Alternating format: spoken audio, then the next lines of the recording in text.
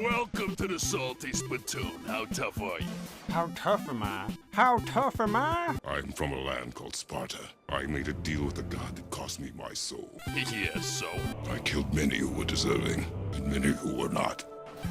Right this way. Sorry to keep you waiting. Welcome to...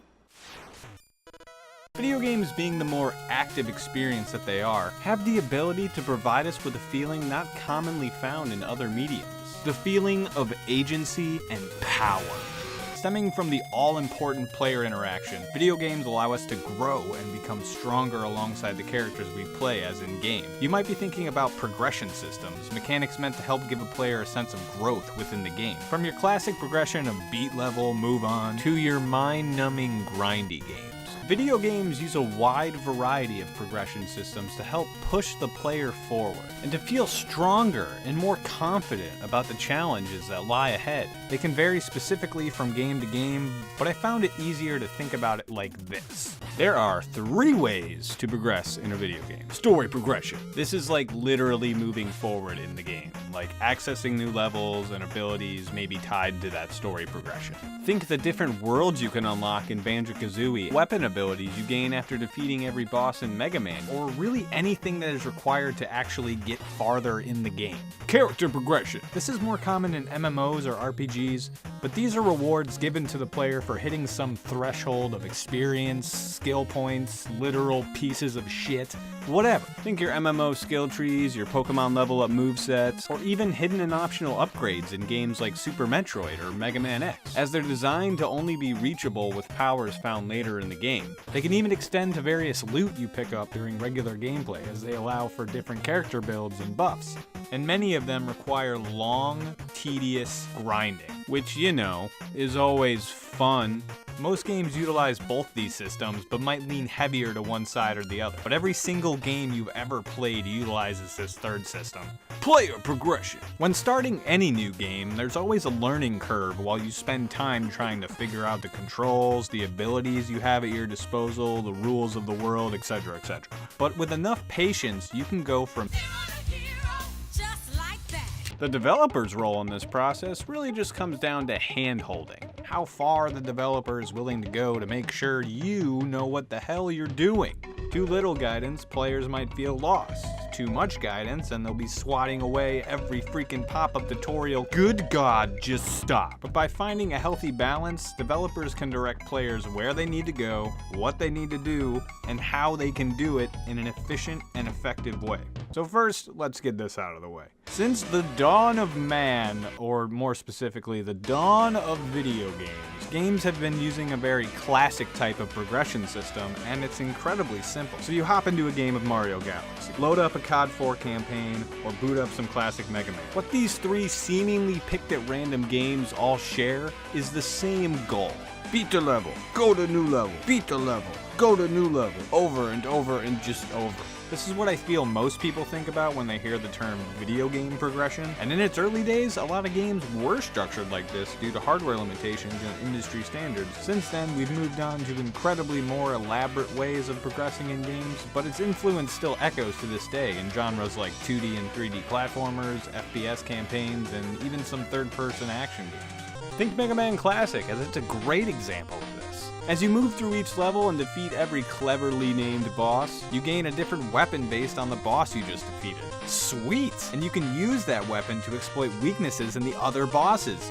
Even sweeter! It's simple as hell, and sometimes the rush of finally beating that one boss is incentive enough to keep going. Or it's probably the music, because goddamn it's so catchy. One of the biggest negatives tied to progression systems as a whole is when things get a bit too grindy. You know what I'm talking about. Killing the same enemy over and over and over again to gain its parts, doing boring fetch quests over and over again to gain experience so you can move on, searching God knows everywhere for that last skill point. When the stuff I have to do to make my character better is the stuff I have the least fun doing, you're doing a bad job. I mean, I know the point of level caps and keeping players within zones of their own level, but can we gain experience with some more inspired methods, please? I am tired of saving settlements, Preston. It's important that these progression-based systems don't bury the player's enjoyment under all the grinding just to get people to spend more time playing. And it seems like every game imaginable now has a level system, some more grindy than others, but this type of progression is starting to feel more like work than actual fun. Which brings me to the game that really sparked the video idea for me, Breath of the Wild! Yay! As it uses each of the 3 progression systems I pointed out earlier so incredibly seamlessly to constantly feel as though you're becoming stronger and more familiar with its massive world, even if you've never played a Zelda game before. Let's run it down, shall we? Breath of the Wild starts you off on the Great Plateau. Basically a tutorial rock for the first hour and a half of the game. It's here where you'll find out you've been sleeping for 100 years. Damn, Link, you didn't age a day! Get acquainted with all the game's main mechanics and controls, and get a sweet parasail after completing the plateau's 4 mini-dungeon-esque shrines. It's in these first shrines where you will get the game's main 4 abilities, or runes as they call them. These runes are the game's only main items you'll need on your journey, as opposed to gaining new abilities over time like its predecessors. Breath of the Wild gives you all the tools you'll need right from the get-go. These, along with the abilities you gain from beating each main dungeon, are really the only main story progression tied upgrades here. Once you're off that plateau, the world is your oyster. And dang, that is one big oyster. Seeing how open-ended the game is, it seemed like it'd be difficult to tie together player exploration with their character progression, seeing as there's no really levels or skill trees to speak of here. So instead, Nintendo decided to make it simple as fuck, from the outside anyway. The main way character progression can be measured is the size of your health bar and or stamina wheel, as you gain more spirit orbs from shrines scattered across Hyrule, and whatever armor and weapons you may have stumbled upon and have equipped. Better armor gives you more resistance or slight buffs to deal with varying conditions. Better weapons let you deal more damage, but they break over time with the exception of the Master Sword. So throughout your incredibly long journey throughout the game, the only real upgrades Link receives are the runes at the beginning, the abilities granted after every dungeon, and the occasional health and stamina upgrade. And you'd think the long wait between significant rewards would kind of damper the whole flow of progression. Gosh, aren't you a presumptuous one today? But Breath of the Wild has so many secrets and discoveries lying under the surface that the main progression is mainly measured by you, the player. Breath of the Wild is all about experimentation, and figuring out exactly what is possible within this game is a science. From metal attracting electricity in a lightning storm, bomb arrows exploding immediately after taking them out in hot areas, and finding out that rain is your worst climbing enemy.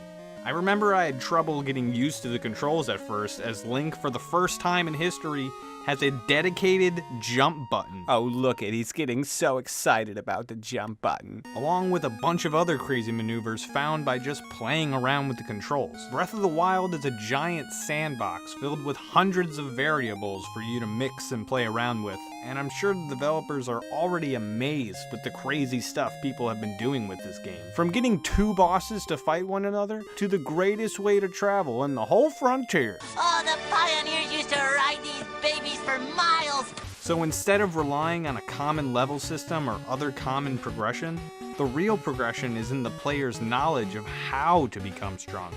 Because starting out in this game is hard. Like, one hit from blue balls over here and you're dead hard. But as you gain a better grasp of the controls, experiment with your abilities, gain better weapons and armor, you feel a true sense of your abilities as a player in this world. Oh, you wanna mess? You wanna mess? Oh, what? The only other game that probably conveys this growth in the player just as well as Breath of the Wild is one that will elusively avoid my Switch until September. And yes, Josh, it's Dark Souls. If Breath of the Wild is a sandbox, Dark Souls is a cup and ball. By all means, you can pick it up right away and get it done in one go. But for most, it takes a lot of practice to get consistent with. You need to train your reflexes, focus really hard, and get a feel for it. And I'm probably not the first one to tell you this, but Dark Souls is, kinda difficult. like soul-crushingly difficult.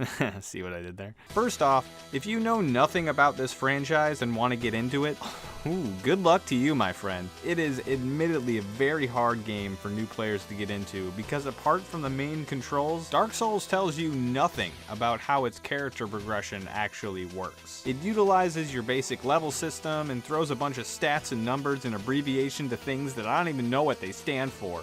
It's a lot to take in, and the gameplay is a whole other sack of potatoes. Learning how to parry, how to manage your stamina, when to use regular versus heavy attacks, what weapons you should even be using, all this stuff, you figure it out on your own. And for most that means a quick Google search, which is fine I guess, but between subtle clues and item names, environmental world building, and bodies of other players giving warnings, or trolling for the most part, Dark Souls provides subtle hints on how to progress effectively, but never flat out. By gaining more souls and levels, you theoretically widen the cup to make it easier on yourself, but in the end it comes down to your skill, upgrading weapons, and finding new armor. It's basically a rite of passage for me at this point. I'm not the most versed in Dark Souls. I've only played part of the first one and a little more than half of Dark Souls 3 now, but as I keep playing and learning more about its mechanics, I can't help but feeling I'm accomplishing more than just beating Dark Souls. Like, stick with me, but anything and everything you want to accomplish in life is gained through hard work and dedication. The ability to pick yourself up after you've fallen time and time again. To push through to the very end because you know you want it more than anyone else. Dark Souls, Breath of the Wild, and many other games I've mentioned today embody this spirit. Video games, through their use of varying progression systems, reinforce in the player that failure is a natural part of growing stronger. And by taking the time to grow into better players in-game, you may even change how you use your time to grow in your life outside of the game.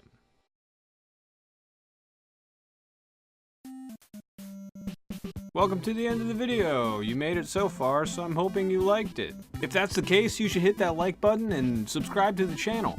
I make gaming videos like this almost every week. I say almost because, you know, life happens. But until next time, bye. You can leave now. The video's over. There's nothing else. Nothing at all. Just me talking incoherently for a couple more seconds.